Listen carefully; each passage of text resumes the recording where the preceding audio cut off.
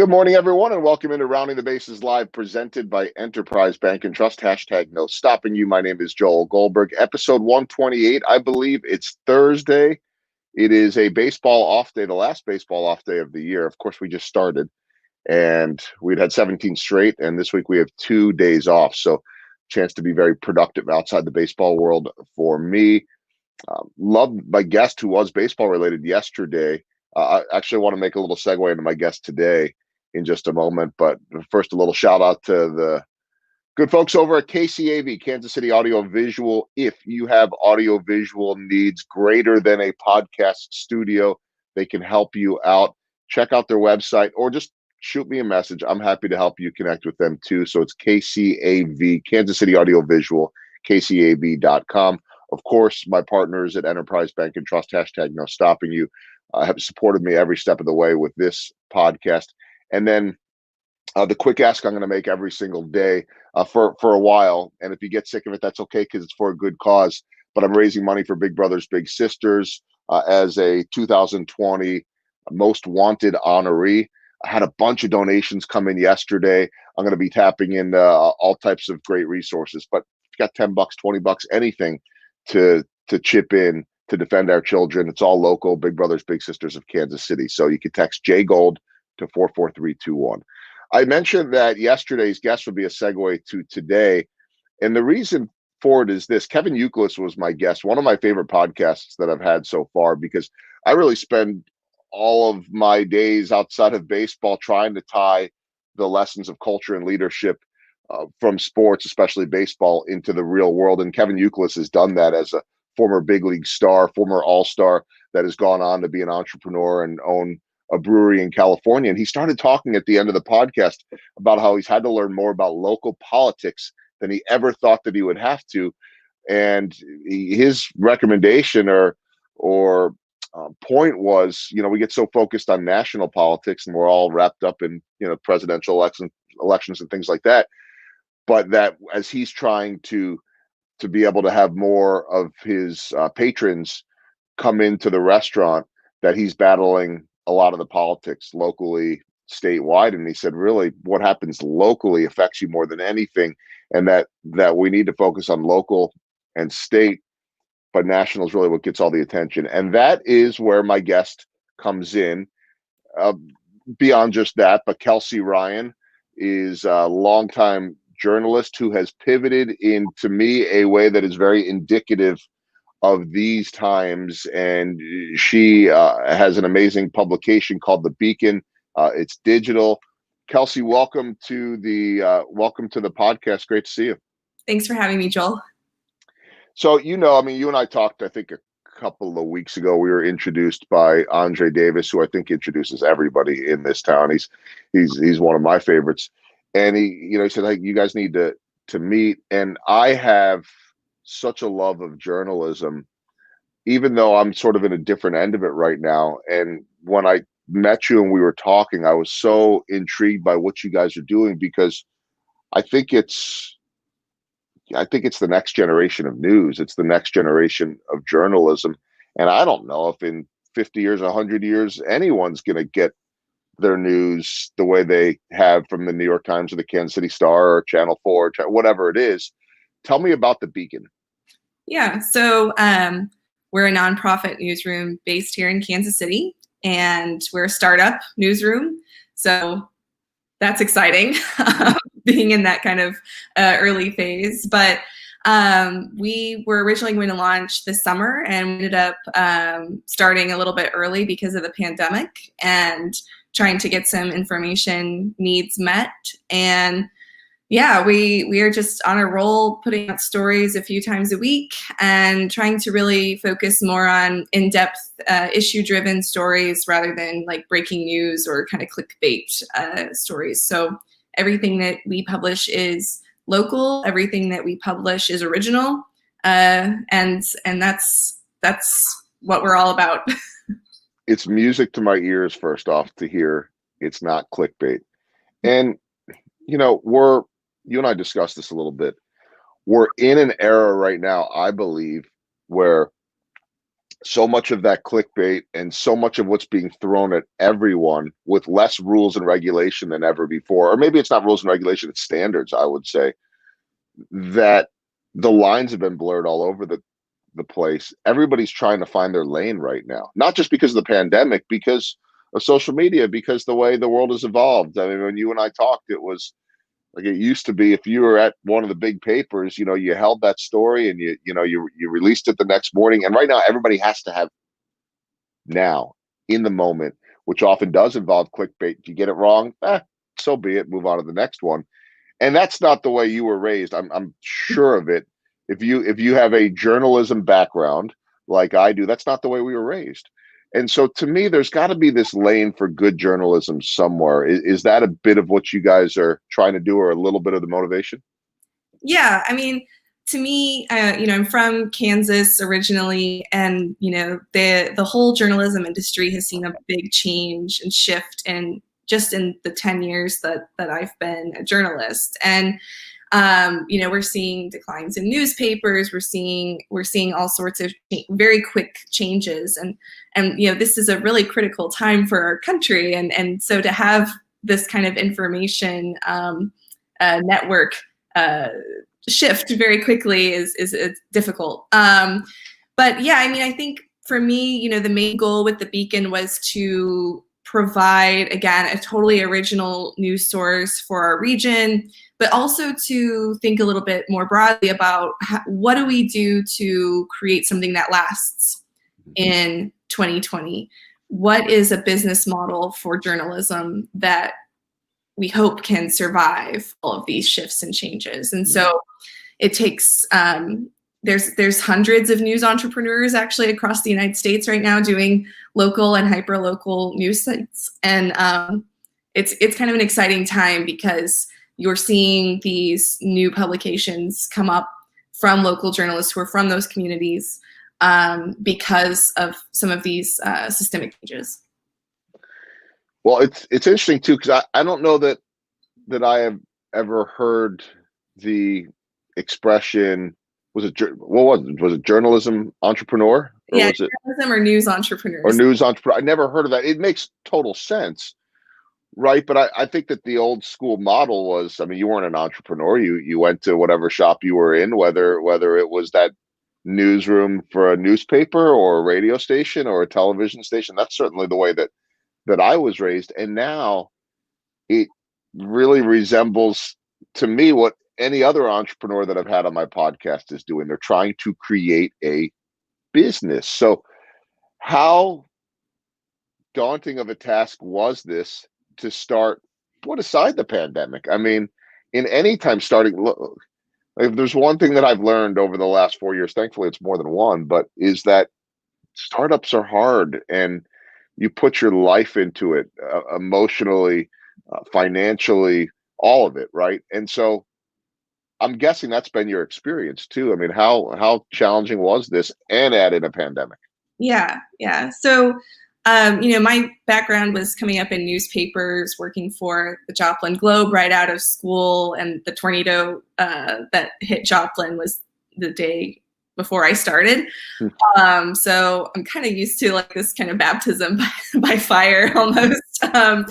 And then went to work at the Wichita Eagle for several years. I'm from the Wichita area, and then was working at the Star, and was on the 2018 Pulitzer finalist team there, and then was laid off a few months later. So, at 29, being laid off from a newspaper, wanting to do this for the rest of my career, quickly realizing that, this isn't viable for many reasons, and not wanting to go to a place on the coast, wanting to see good journalism survive and thrive here.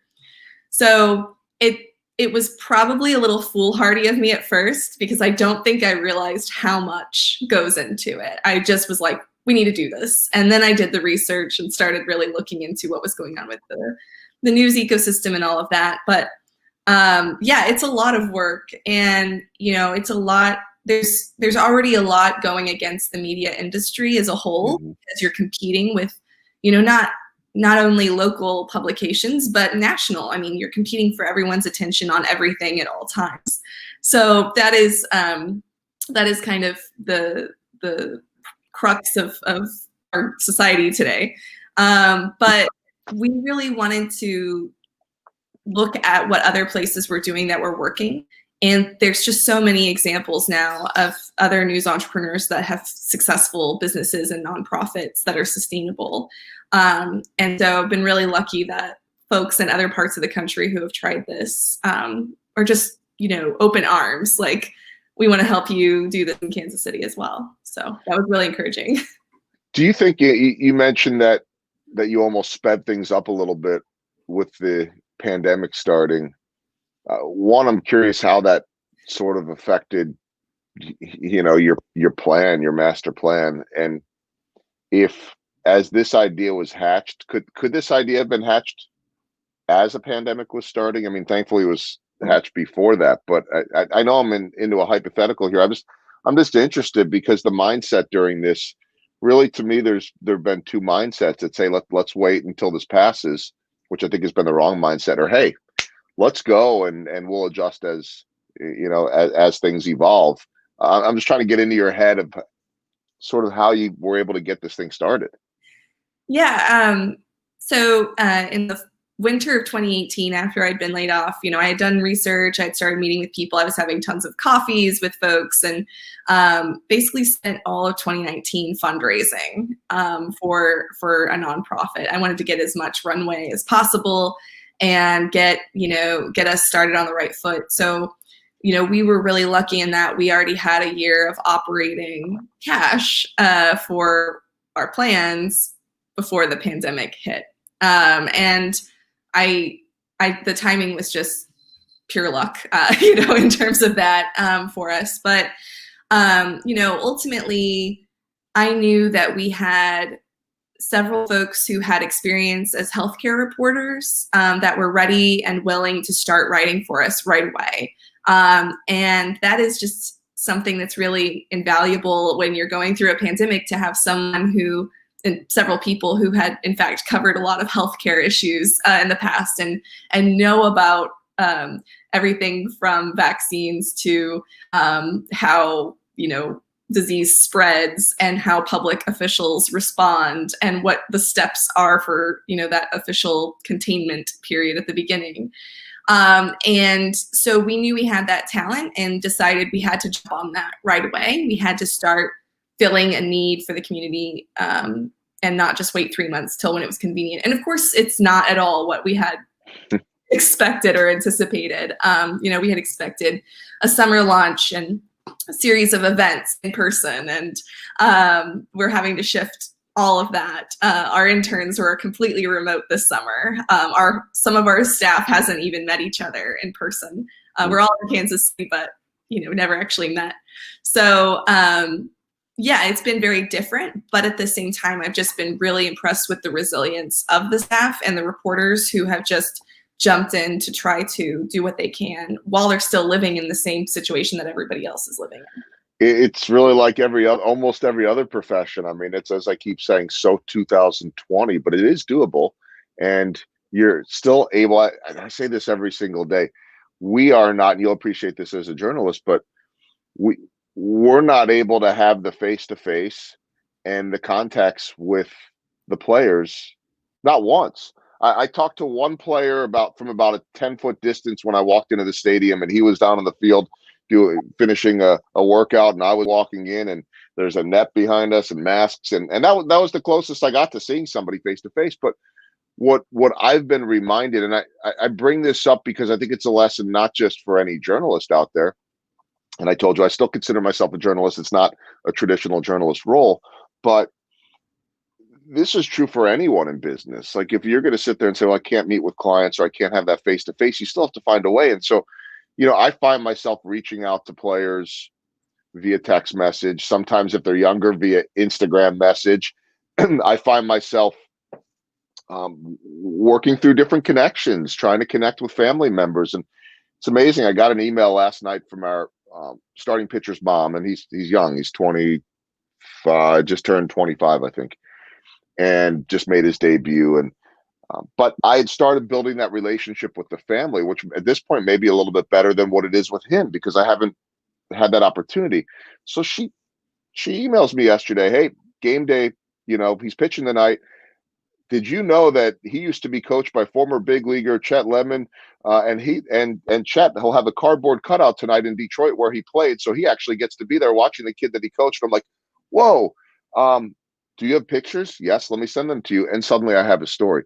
And so much of that happens because of, like you talk about, going out for coffees and doing all of that. The groundwork, the legwork had already been put in. And as I think, long time or former investigative journalist, it really is about the long game, isn't it? I mean, how much is that key right now to building what you're doing and having a staff that I know has to be putting their hearts into this, but has to do it in a different way? Yeah, it's been a challenge, but like, again, just I'm so impressed with how resilient people can be, Yeah. and how they see there's a job to be done, and they're going to figure out a way to do it, and kind of be have ingenuity in terms of how they're going to accomplish something. I mean, like, one example was, during the protests here in Kansas City, how do journalists cover this safely during the pandemic? Not only are you thinking about staff safety in terms of just being at a protest where anything can happen, but on top of it, we're in a global pandemic, and how do you ensure that folks are taking precautions and that they're being safe, but also making sure they're following all the journalistic ethics of identifying themselves to sources and talking with them. And so that was something that was one of the only in-person events that we've covered, and we've had to do it in a completely different way than we would have in the before times. Yeah, I just find it fascinating, and again, just so impressed with how a lot of folks have adapted and been resilient. Well, I think there's an element of journalism where you do have to be able to adapt. That's always been the case. But I think that the danger is, and I think that it looks to me, looking at your staff, that you guys skew a little bit on the younger side anyway, that, oftentimes the old school journalist, and by the way, you can be young and still have old school in you, but the old school journalist, like, this is the way we do it, not like so many other professions. And, you have to be able to pivot and move forward. I mean, that'll always be the case in the world. I wanted to share your website up here just to get a look too, because this will give people a little bit of a feel for the types of stories you're doing. And I'll ask you that as I kind of pan through this. How are you deciding on the types of stories that you're doing? Yeah, so our staff meets regularly. Of course, we have lots of standing meetings where we talk about story ideas. We've kind of focused in on a few topics because there's just so much to cover and only so many of us. And so we've really honed in on topics of civic engagement, education, healthcare, obviously with the pandemic. We've done some environmental coverage as well. And then, of course, the economic impact of the pandemic has been very great. So we have done a lot of that kind of work. We're kind of laying the groundwork to do more data-driven reporting. We've kind of been in this phase with the pandemic that obviously we didn't anticipate, protests, a global, health crisis. But, we are making sure that we're, putting a lot of time and resources. We do fact checking on all of our stories. We actually have a copy editor, which not very many outlets nowadays can say they have. So yeah, we don't, it's not a top-down process. I know some outlets are like that, where everything is assigned by an editor and people just go out and do that story. We really want our reporters to go digging around and finding the stories and looking at what the issues are and talking to as many people as possible to find out what's going on, so that it's not just a journalism echo chamber of journalists reporting for journalists. So that's really been the main way we've done it. We, of course, take tips, of course. If people have story ideas, we're always anxious to find out what those are, and if there's issues going on, tips. I know that in my career as a journalist, I've had a lot of email tips on stories and whistleblower and leaks and things like that. So we're always interested in being a source for hearing what's going on. Well, and that's you build those, either those relationships or you build the reputation, or both. Or the reputation often comes from the relationships, and that's why, that's one of the reasons why I mentioned that example yesterday. I'm not uncovering anything other than the fact that I had that story yesterday. It's a 45-second story during the game, but nobody else had it. And for me, I've found that over the years, the more you start doing that type of stuff, the more people say, "Wait a minute, I can trust about." And the other thing is, people want to share. People want it, whether it's good or bad. People do want to let someone know what is going on, usually. And so when you can build that trust and then those relationships, that ends up being the byproduct of it. Those stories, I saw those stories, excuse me, and just looks like a really nice balance. The other thing I noticed too, at least in terms of your staff, is all women. And I don't know if that was by design or not. I'm just curious about it, because that's very certainly indicative of the times that we're in too. Looks like you've got a really nice, diverse staff. I'm wondering how you put that staff together, and how you put a staff together as a news entrepreneur, and what your goals were in setting out to do that, because that's that's not an easy task too. There are amazing journalists out there. Yeah. So no, it wasn't by design that it was a staff of women. We did have more women apply for different roles on staff, so maybe that had something to do with it statistically. But we also do have a nice mix of contributors as well that includes men. So I didn't scroll down to them, but I did see that they were there too. Yeah, they're there. But the core staff is all women. And yeah, it is an interesting thing to hire for a new startup. And the first hire we made was for an audience development manager, and we did that with the idea that we would have 6 months to research and to talk to people in the community about the stories and the types of information that they wanted and that they thought was lacking. And we ended up having 3 months to do that, obviously, with the pandemic starting, but we continue to do audience, surveys, and, we have a community advisory board that we're recruiting for right now for folks to get ideas for stories from, and to just have that connection with the community. So yeah, it has been a ride. We have a reporter who's a core member with Report for America. So that is a national program that helps fund part of the reporter's salary. And then we get a local funder to fund the rest. So Health Forward is funding the other part of our healthcare reporter's position. But, with this new model, I should also mention too, like, our funders don't have a say on what stories we cover. They can just underwrite topics. So that's how that works. We still decide all of our, stories in-house amongst our staff. So yeah, it has been an interesting time, and we had interns this summer as well. And that was an experience in and of itself, trying to recruit for and then wrangle young journalists, in a pandemic, and never meeting them in person, but sent them little care boxes with some Kansas City goodies in it to try to make it a little more special. Yeah, I love that.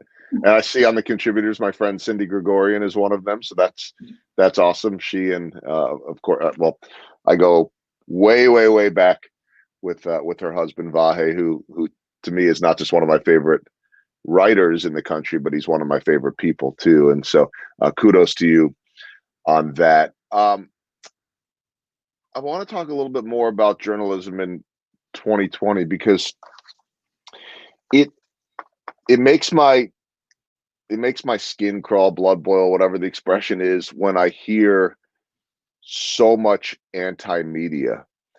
And in some sense, I get it, not just because it has become so politicized and because people have been told fake news.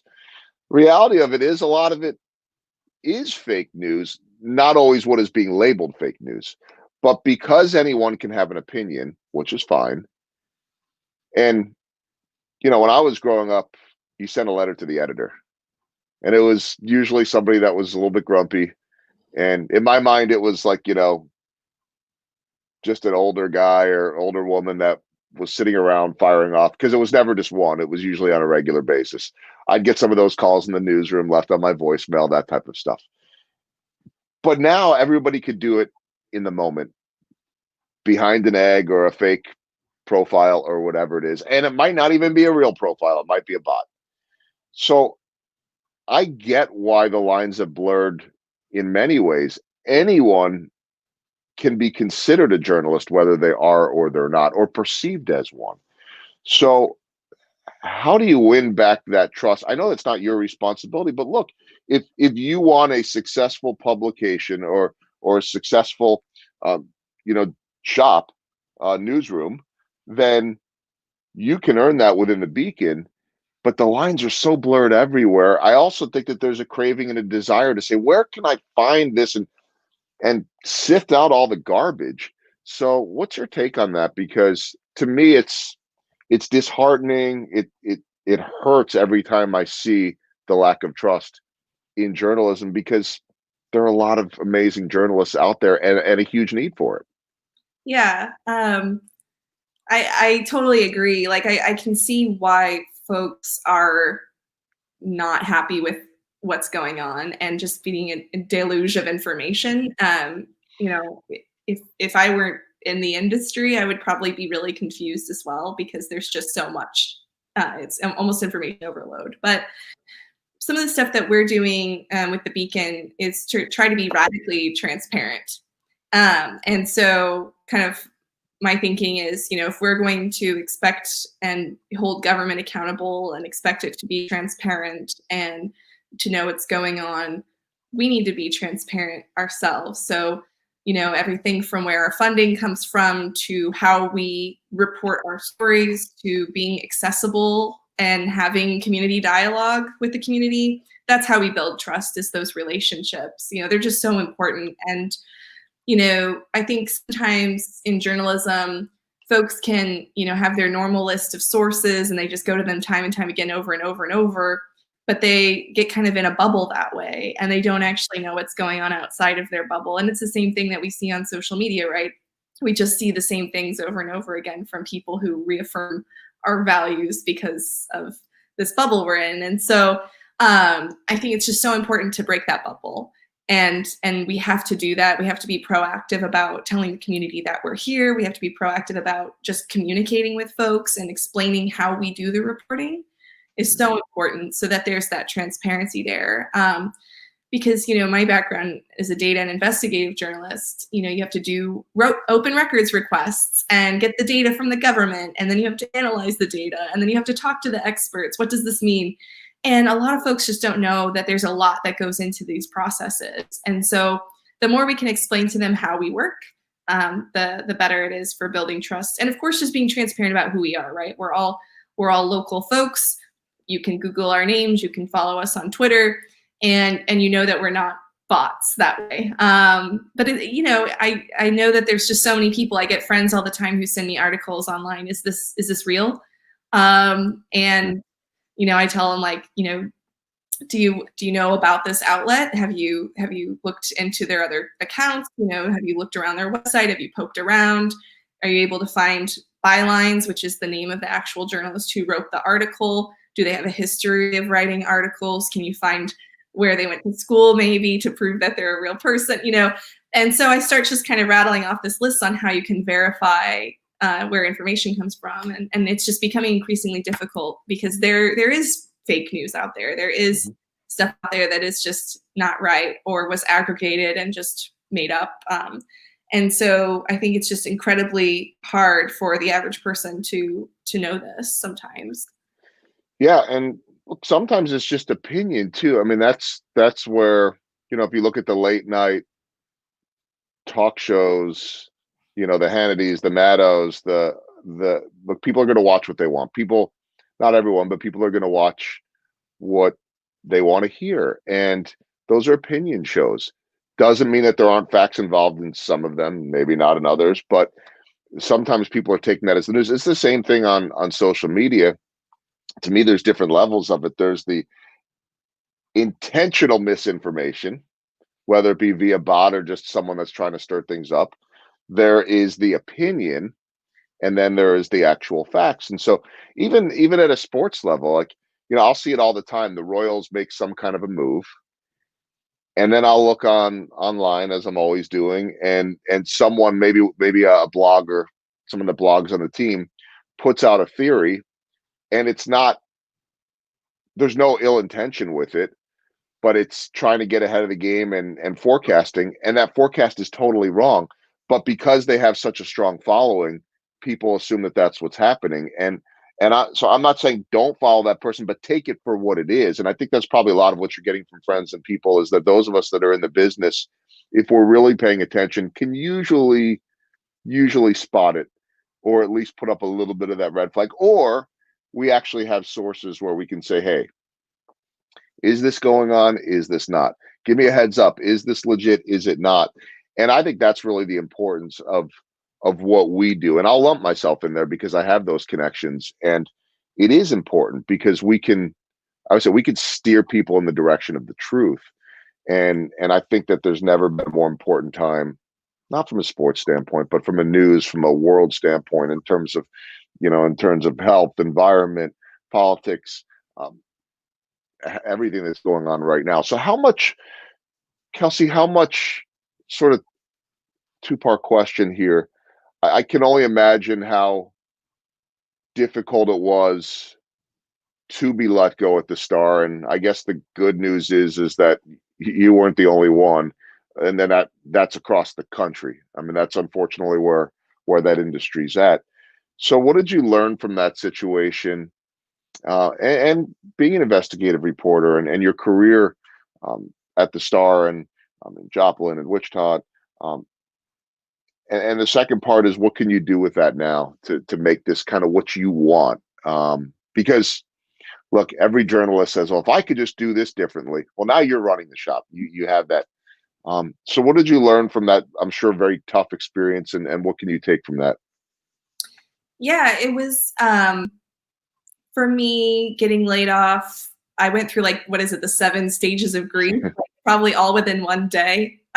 So it was pretty quick, because, like you mentioned, the industry, almost half the newspaper reporters across the country have lost their jobs in the last decade. So you see, you're in that industry, that at some point that's going to happen to you, like, statistically, it's just going to happen. And so, like I said, I kind of went through those 7 stages of grief in that one day. I got a text from my editor, like, at 7 a.m. And, you're like, oh, this is a little early. But, kind of went into immediate triage mode, like any person does, and, make sure that you've got your prescriptions, and that if you've got, when your healthcare is going to end, and, just doing kind of an audit of where you're at financially. But then, of course, I immediately started reaching out, and I told people what I had gone through, because those relationships I know are so important for next steps for a career, and just being blunt about what's going on. But, what I learned, I think, more than anything, was that,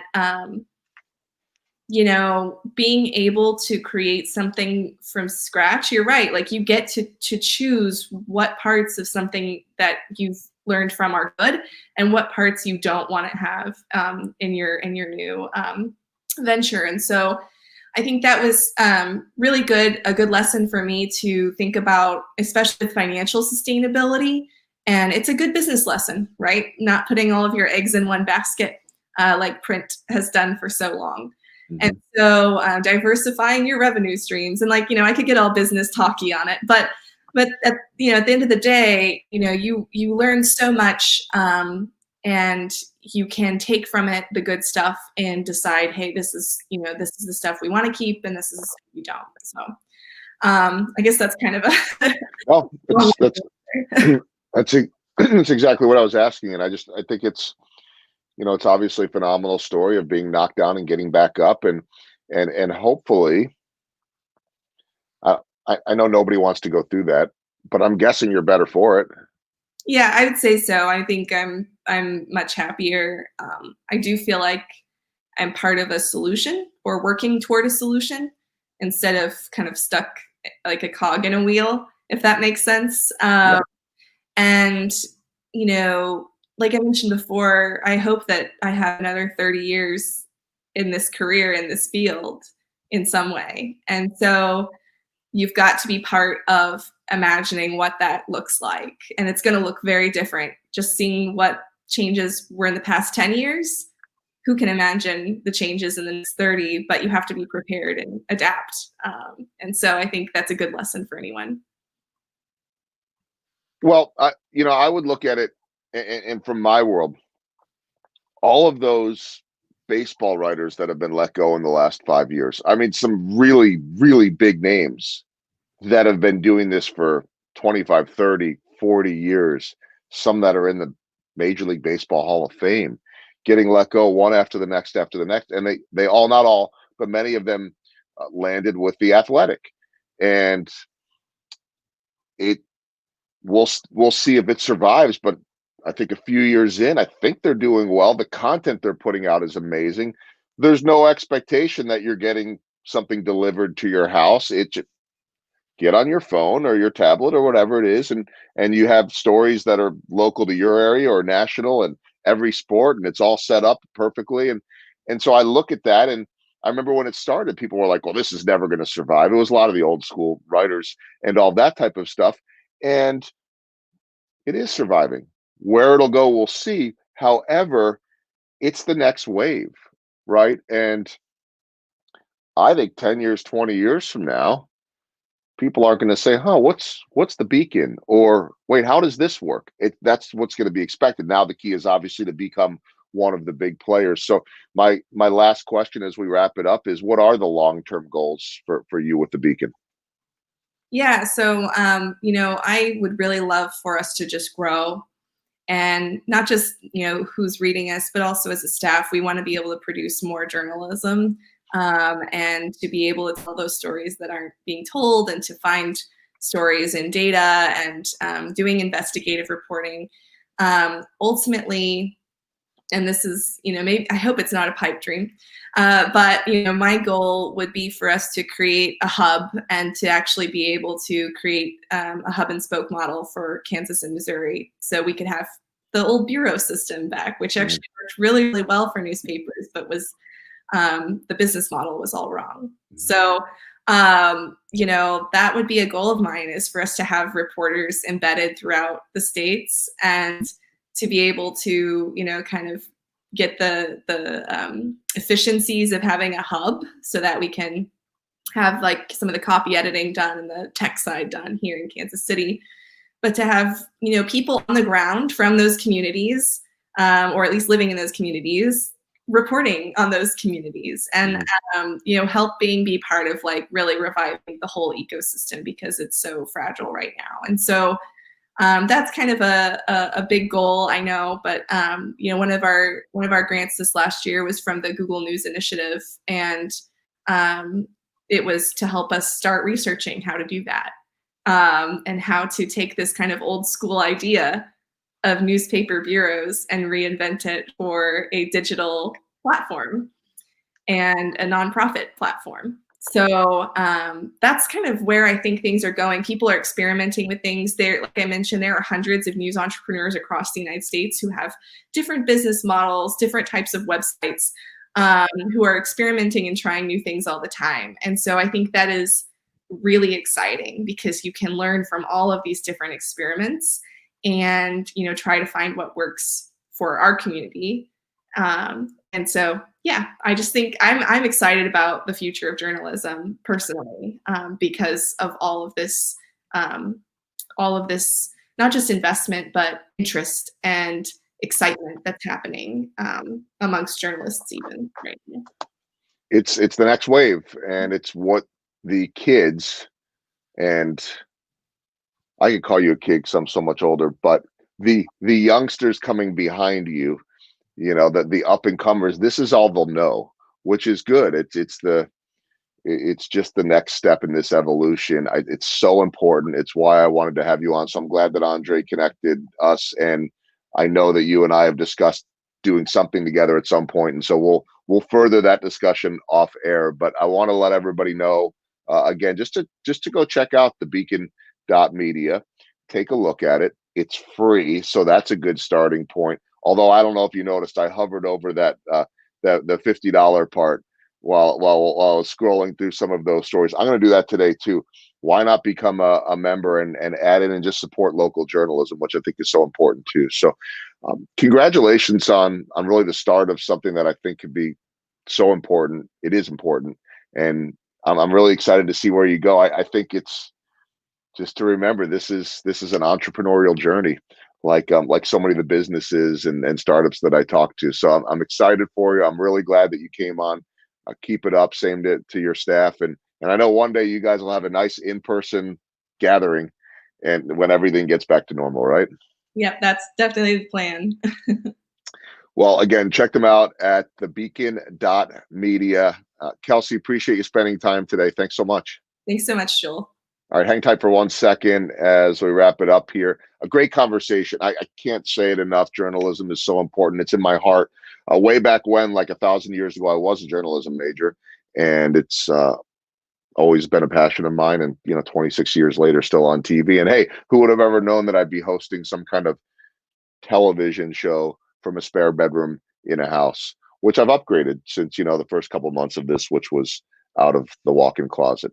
Anyway. Now it's looking better because of, look at that segue there, KCAV, Kansas City Audio Visual. If you've got audio visual needs, check them out or let me know. I can try to connect you with them. If you're just tuning in again, if you're willing to make a donation, fundraising for Big Brothers Big Sisters, real simple. Just text JGold to 44321. Whatever the number is, it all helps. It's all local. So I appreciate that. Got another episode tomorrow on Friday. I hope everyone has a good, safe Thursday. Thanks for tuning in. Thanks to Kelsey Ryan. Again, check out The Beacon. My name is Joel Goldberg, and this has been Rounding the Bases Live, presented by Enterprise Bank and Trust. #NoStopping You. Hope to see you tomorrow.